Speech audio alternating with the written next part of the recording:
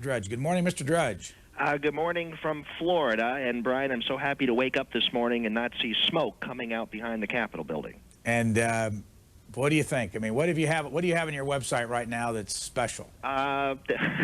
Well, yesterday I was doing the exit polls early, and I was accused of being irresponsible and reckless for allowing the real-time information to go out for the first time to a wide audience, since the technology is now there to do that.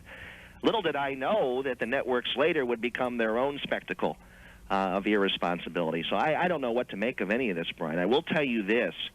On the scene here in Florida yesterday was quite a debacle.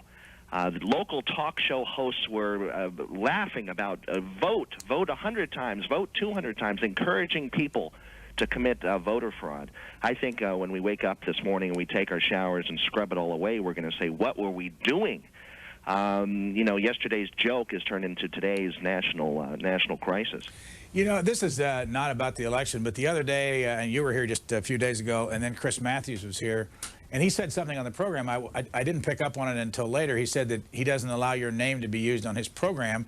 And then I was watching him the other night, and Bob Livingston was on there quoting the Drudge Report, and he stopped him and said, as long as you're on this program, you can't use Matt Drudge's information. What's this all about?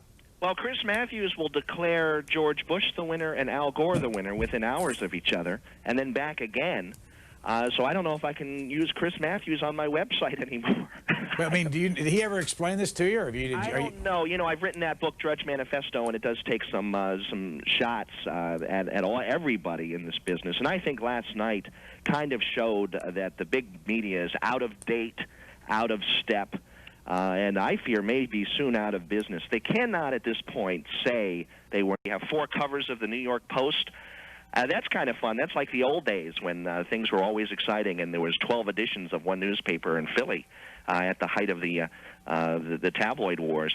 But it's one of these moments where technology crashed into a reality where everyone was crunching numbers through Pentium chips and coming up with winners that weren't necessarily right. And the realization this morning that we may have a voter fraud situation in Florida, and how we ever put Humpty Dumpty back together again is the question. Because if, in fact, people were punching Gore and it registered as Buchanan, as they're claiming in Palm Beach, and they were claiming yesterday as they were calling into talk radio saying this is happening.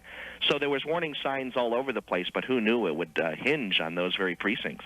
Did you, Andrew Sullivan's writing this morning about it, something that Jonathan Alder started talking about last night, about that in the event there is a split in this, that George Bush may have a responsibility to kind of cede the election to Al Gore because of what it'll do to the country if he doesn't. Have you heard this?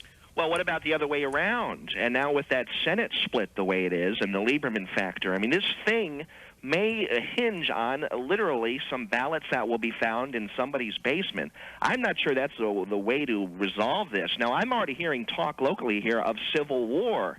Now, I don't know what that means, 2001 style. I doubt any of these people are actually serious about this. But there is an element in the air today that is absolutely nerve-wracking, at least down here. I'm talking from Miami Beach. Yesterday, again, local talk shows screaming, go out there and vote 100 times, vote 200 times, perhaps as a joke. And this morning they're saying civil war, perhaps as a joke. But I have to wonder at some point if we don't get into the realm of what exactly have we become, and is this a way to run a democracy? I didn't see your website yesterday, but we had people tell us what was in the exit polling. Am I right that the exit pollers and you had on your website that predicted that it would be a squeaker for George Bush? I did. At 2:21 yesterday, I declared Hillary the winner based on campaign sources who had access to this information, and squeaker for Bush was the headline. Now they had it by 3 million votes, so even the Voter News Service was screwing up a little bit. I think again it's a lesson that we've become too reliant on technology and being too clever that we all can be prophets and predict what's happening. You know, Dan Rather last night, probably the lowest point of his career would have to have been last night, calling winners left and right, then later pushing them back. Again, based on technology and computers, so this has become sort of a dark theme. You know, I'm a computer guy. I've got my whole life wrapped up in the internet, but I've always warned that there's a dark side to this, that there's a reality outside of the machines. Unfortunately, last night I think they started to blur. Thank you very much. We understand you had 2.7 million visits in the last 24 hours. We can't get on your website, but we're delighted to have you here on the phone. See you again, Brian. Matt Drudge, our final guest here for this program on this day, Election Day, one day later.